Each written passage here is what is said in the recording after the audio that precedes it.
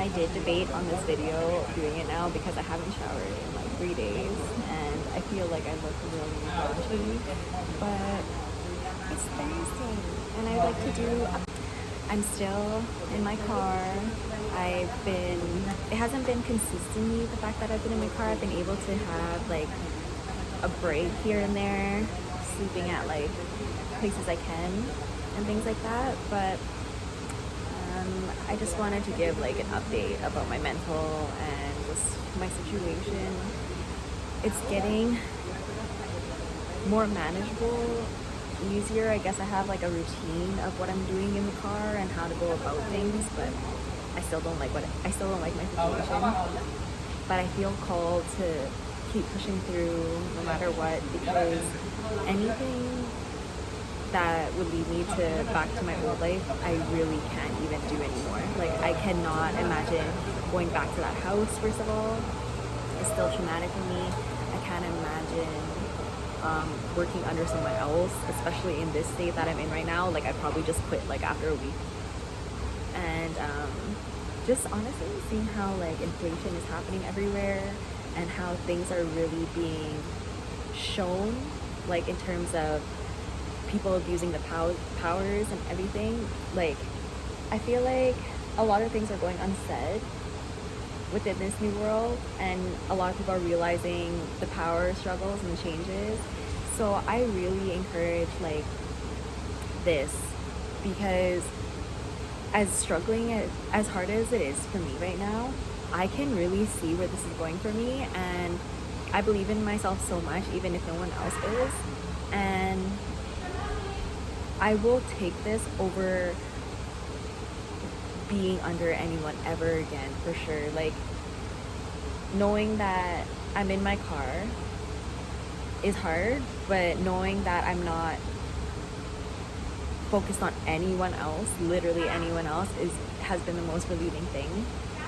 So I'm trusting the progress. I'm trusting the stillness and just this whole thing, because what I am manifesting is really big. And it didn't start this way. It really didn't start this way, like my goals and dreams. But the more that I can see my capabilities and everything, like I can see why everything's being delayed. But it's tiring, it's hard, it's exhausting, especially when I don't have the support I want. I'm really thankful for the support I do get, but it's not in the ways I want in terms of how big I'm doing these things. I'm used to cheering myself on though, so it's gonna keep continuing. Being able to come to this type of environment, like this greenhouse here, it uplifts me a lot. It's so nice that it has Wi-Fi, so I literally spend a lot of time here, like if not inside, outside, because the Wi-Fi is so good. And after initially staying in my car for those 5 days, the first 5 days, I ran through 15 gigs of data. So actually 20, because I get 5 free gigs being with Fido. So I ran through 20 gigs of data in 5 days, because whenever I felt alone and truly just really alone, I just would turn on TikTok and just watch it, because that was the only type of interaction I kind of got.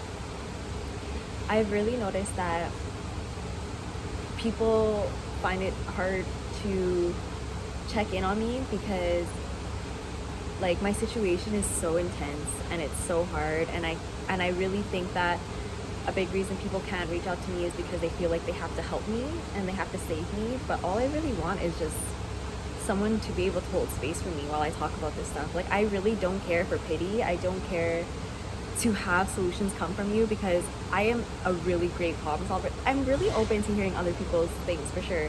But when I feel like I can feel the projected fear and projected like all of the other stuff, I'd rather not like continue on the conversation, because like it's just another distraction for me. And it'd be so nice if someone could just hold space for me though, like while I go through this. But there's too many people that take things personally, and it's tiring. It's like, oh, I'm sorry that you're feeling so bad in my situation that you'd rather not talk to me, but I'm the one who's living through it. I wish I had like another duplicate of me. Like I already am my best friend, yes, but I wish I had like me to sit in front of and be like rah, rah, rah, rah.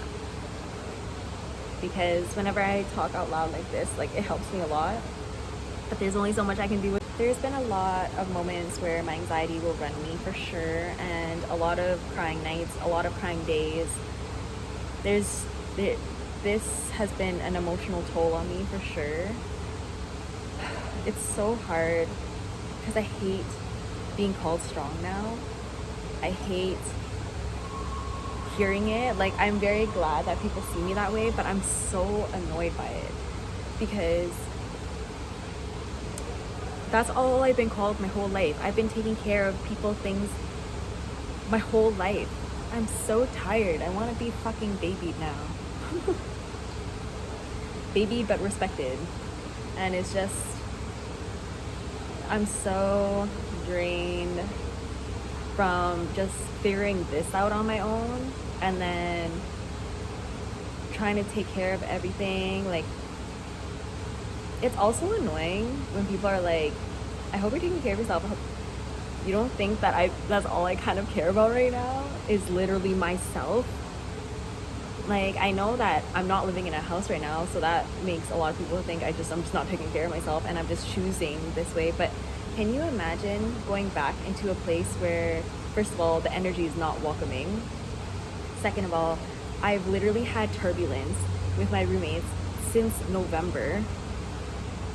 You think I want to go back there after this accident? You think I want to heal somewhere like that in this? No.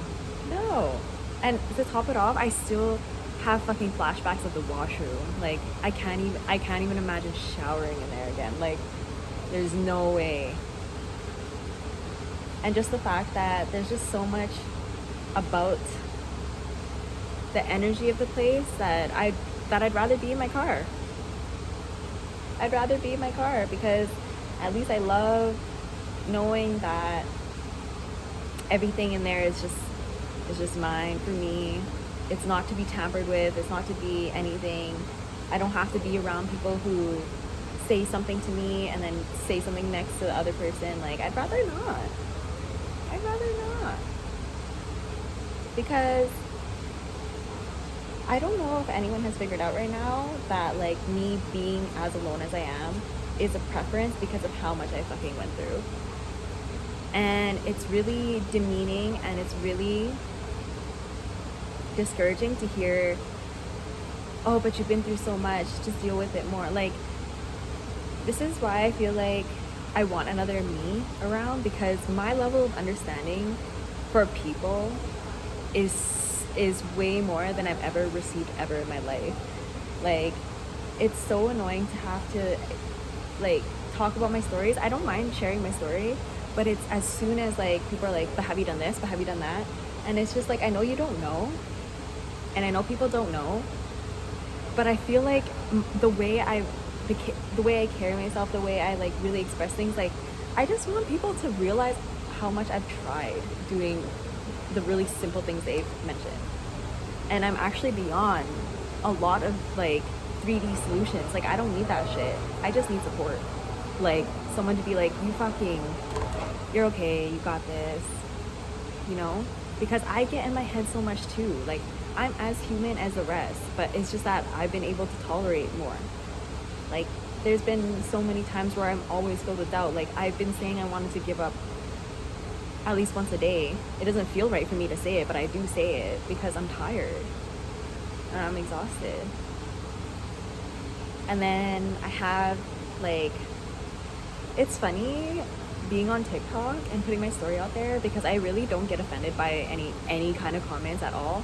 But the reason why I will reply to some is because I like putting people in their place. Like, it really freaking, I live for it now because I'm just like, I know I'm a mirror. I know that people project always. So I just like to show people their projection. I'm like, oh, you think I'm attention seeking? So that tells me that whatever you want to put out is solely for attention. Me, I'm just sharing my story. But if you want to take it personal and think I'm attention seeking, that's on you. Like, it's such a great thing to see people share their stories no matter what they go through, whatever they experience, because no matter what, someone out there is going to relate to you. It won't relate to maybe the first 10 people, and that doesn't matter. Like, I've never been bothered by these comments in terms of wanting to stop my videos or share my story, because it's not fucking for anyone else. Like, I really don't give a fuck. And I don't know, people like to take my story personal. It's fucking weird. The more I've been humbled to be in my car, I feel like I learn lessons every day. And I want to share something really pivotal in my divine masculine healing that I learned before staying with my friends recently. When I was staying in the car for 5 days straight, I was just like, I got to learn lessons within it. The first night I slept in my car, I learned my lesson about pride, because it was such a last minute kick out from people I thought were my friends. And the reason why I'm gonna say that really quickly is because I know when people lie to me, for sure. I won't show you that you lied to me, for sure. I will go along with your lie. I'll be like, all right, but know that as soon as I feel betrayed, after fucking everything I went through, you're done. You're done. You're so easily done. Like, if you're able to be accountable and fully talk to me about things, then sure, I'll reconsider that. But at this point in my life, like, if it's so easy for you to lie to me or over really simple things that I can come into an understanding about, you're done. I don't have time for that. I don't need that around me ever. So I was definitely feeling super prideful that night that I had to go. So I didn't ask anyone for help that night, and I just stayed in my car for the first time. And it was a really eye-opening experience at first, because I really felt the shame that night of being in my car for the first time, because I definitely moved out on a big whim. I really didn't think about it. I'm very impulsive when it comes to my mental space now. Like, I don't care. If I feel like the energy's bad, I'm out of there, kind of thing. My mental, my spirituality, my energy is so important to me. So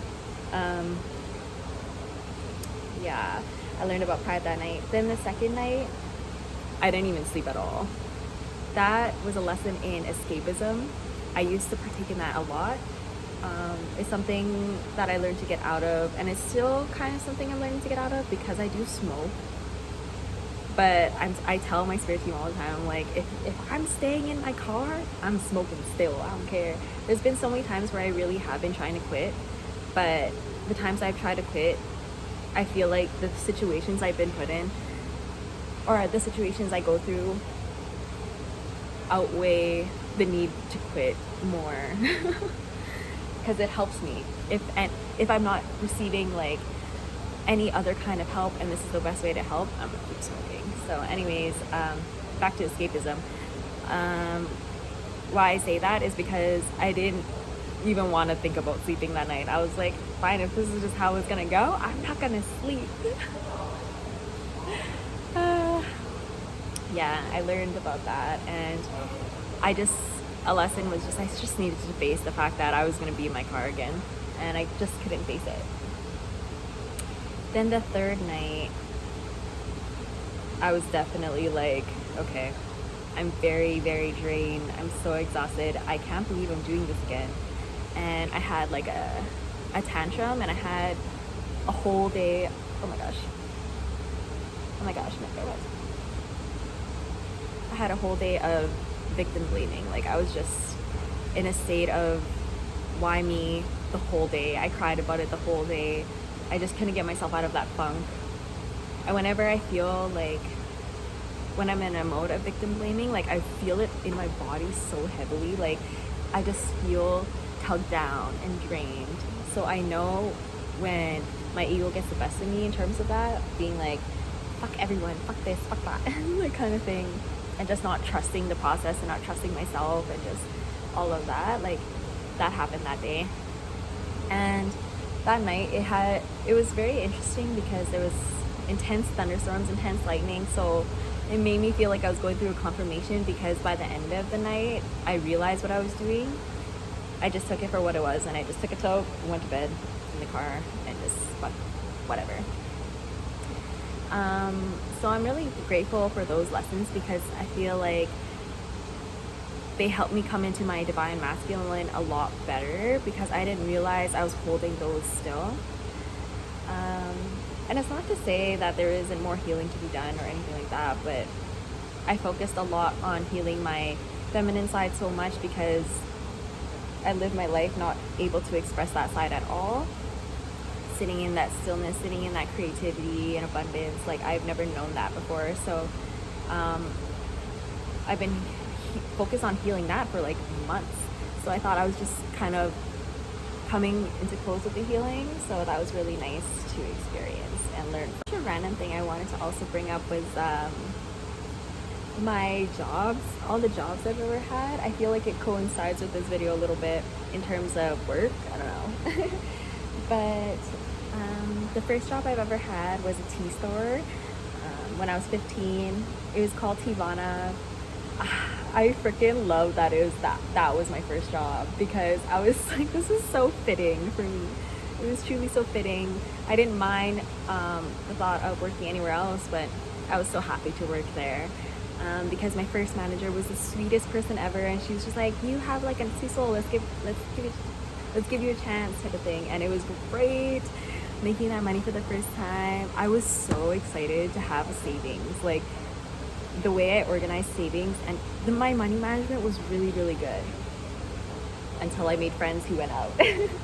But I'm so grateful to have worked there. I worked there for a year at one location, and then I worked at Applebee's. That was my first restaurant. I worked there as a hostess. It was a startup restaurant, so everyone was brand new, and I loved that. I really loved that. So I made a lot of friends, and it was cool being in the restaurant for the first time. I stayed there until I was able to serve.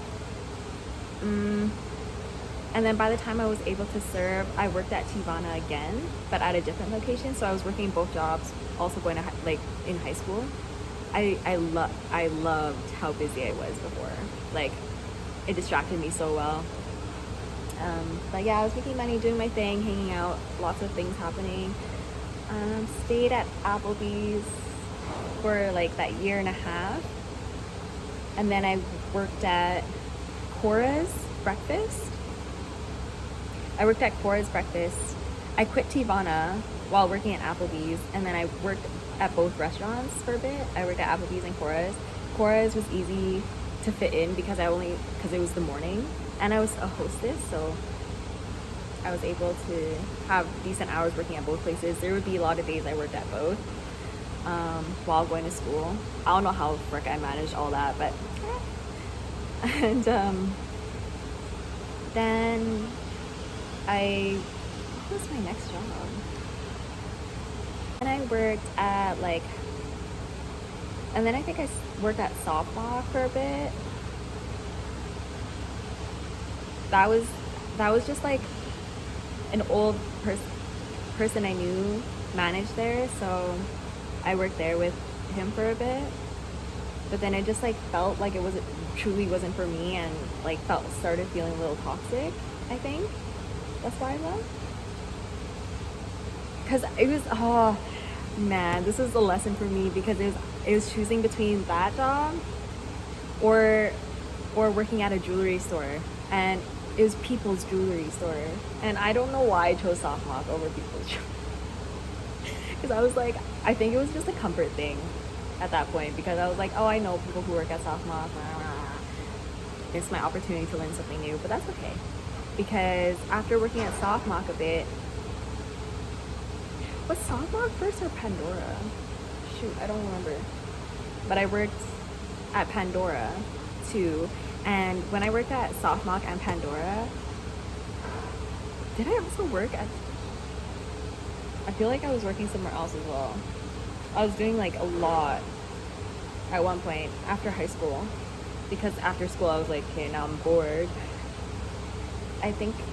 But anyways, I worked at Pandora for 2 years. I definitely am not going in chronological order now, I don't remember. But I worked at a Pandora for like a year and a half. Filled my charm bracelet up. It was so nice to work there when I did because um, I got to experience a lot of things working in a place like that. But that too was very toxic.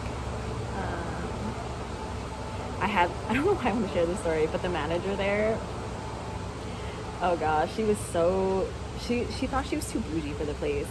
And she even told us that the bonuses she got there, like she like used to amplify her body, which is not all bad, but it's just the way she carried herself there. I was just like, it's Pandora. Relax yourself. Spaghetti factory. I stayed there for almost 3 years. I stayed at that job until I moved to this new city. I was a server and bartender there. It's pretty cool for what it was, but honestly, it was such a rough experience.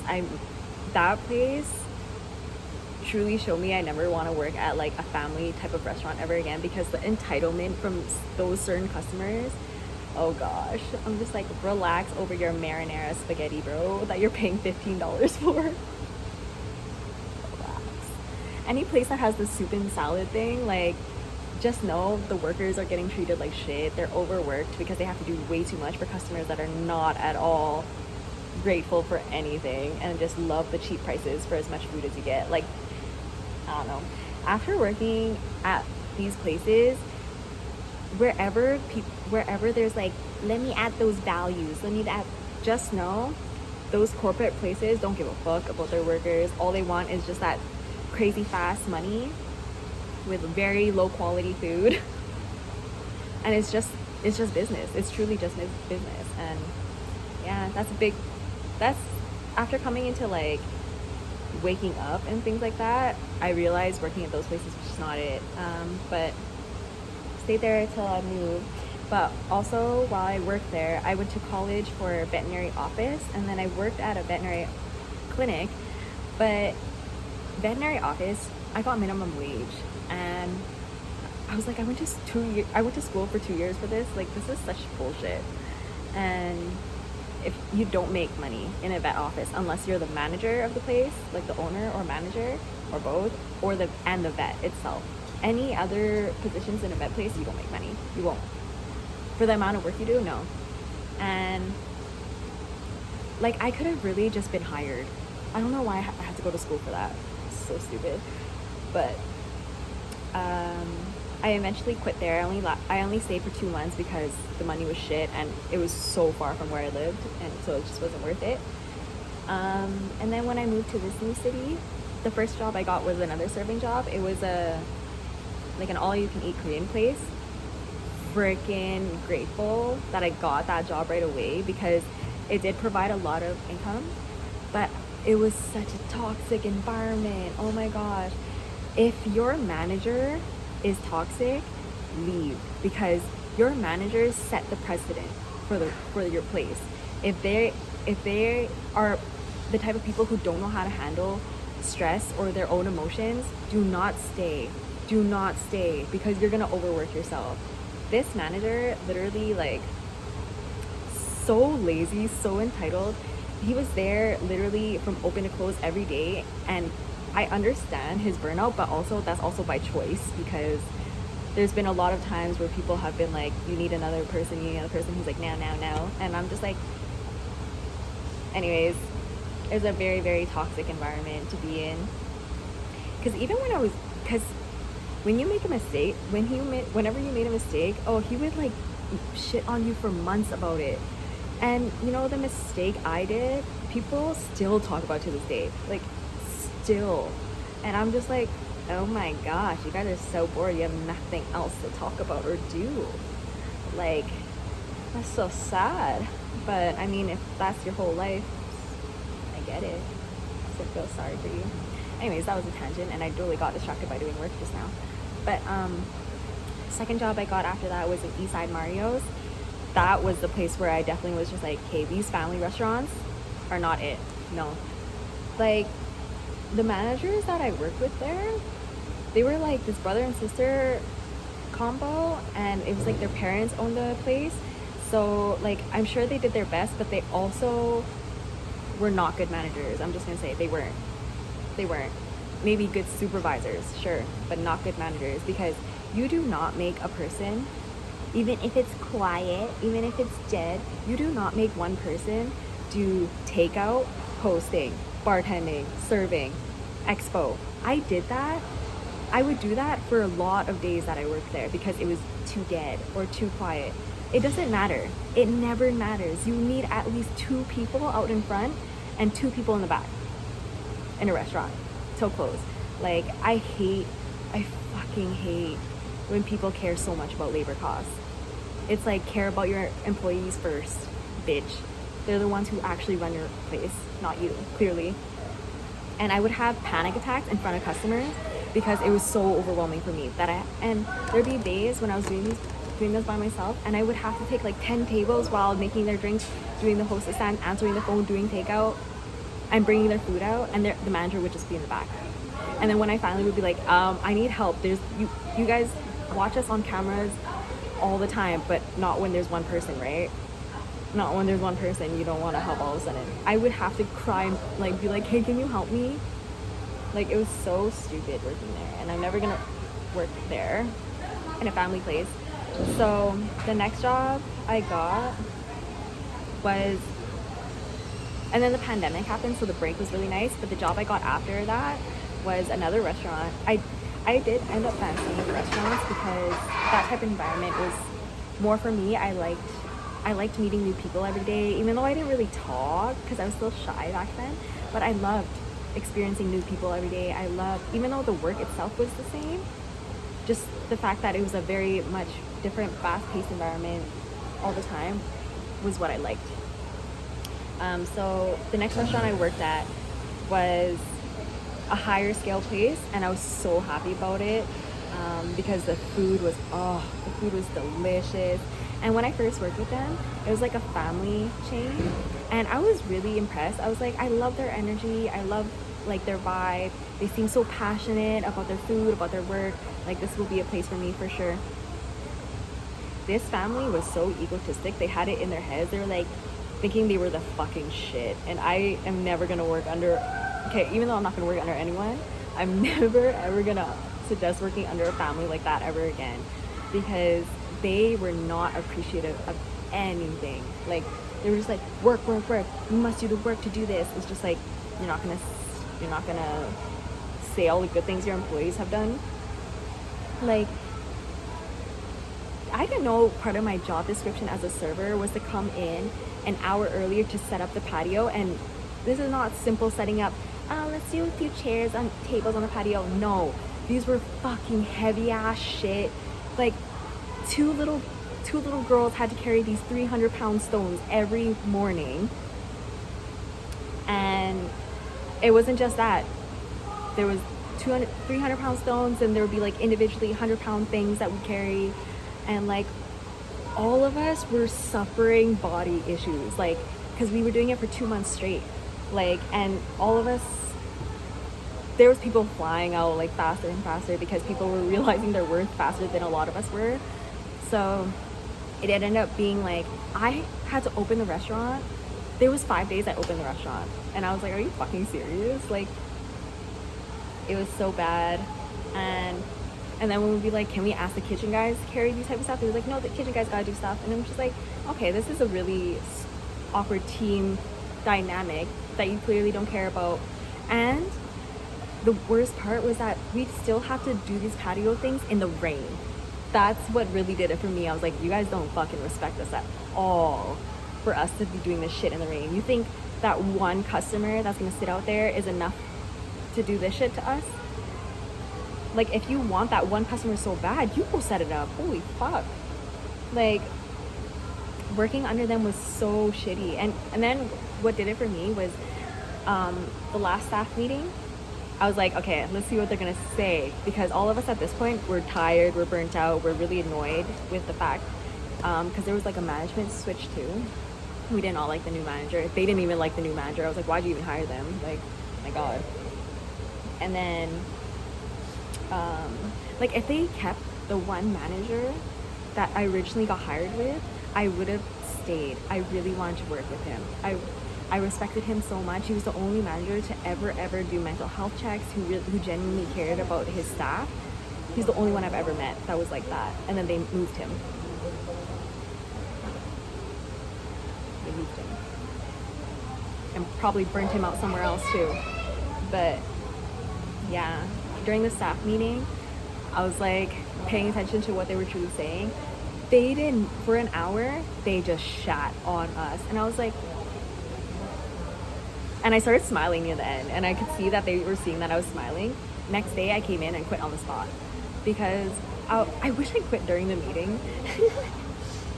Because I'm also like that. I like to make statements like that, especially because when I do make moves like that, I'm really sure. I'm really sure because I know a lot of things seem really impulsive for me, but it does take a lot for me to finally do it. So when I do it, it's just because I'm actually over it. I'm over it. I'm done. I gave so many chances. So anyways, yeah, they were like, you guys don't do this, you guys don't do that. I can't believe it's still like this. And I'm just like, no thank you, hey? No good job for anything, hey? Okay. Bye. Yeah. So, I don't know. And whenever I would tell people that I don't want to work under anyone, the first thing that they want to say is, oh, you must be so traumatized by the bad workplaces you've been at. And I'm like, sure, maybe I have been traumatized by the bad places I worked at. But guess what? I'd rather be on my own like this than have anyone be able to control my schedule, control my time, control my money. Because, oh yeah, sure, someone's giving you a job, but they can easily take it away no matter what. You want that? You want that over your head? I don't want that over my head. Yeah. So, anyways, I'm going on this really big tangent, and I just really wanted to give an update, but also talk about this a little bit, I guess. Oh my gosh, I'm trying so hard not to say I've been lonely, but it is that for me. You know, like, I know I'm not always alone, but out of the whole day, I'm like 23 hours alone, you know, so it's easy for me to say, no, I am lonely, you know. So yeah, I'm talking in here because I'm lonely, but also just to do another update. Okay, I'm rambling, doing the same thing. Thank you for watching another video. Thank you for wanting to keep up these updates with me and just listening to my rambles. I really appreciate the support, the kind words, the well wishes. It really means so much to me. Thank you.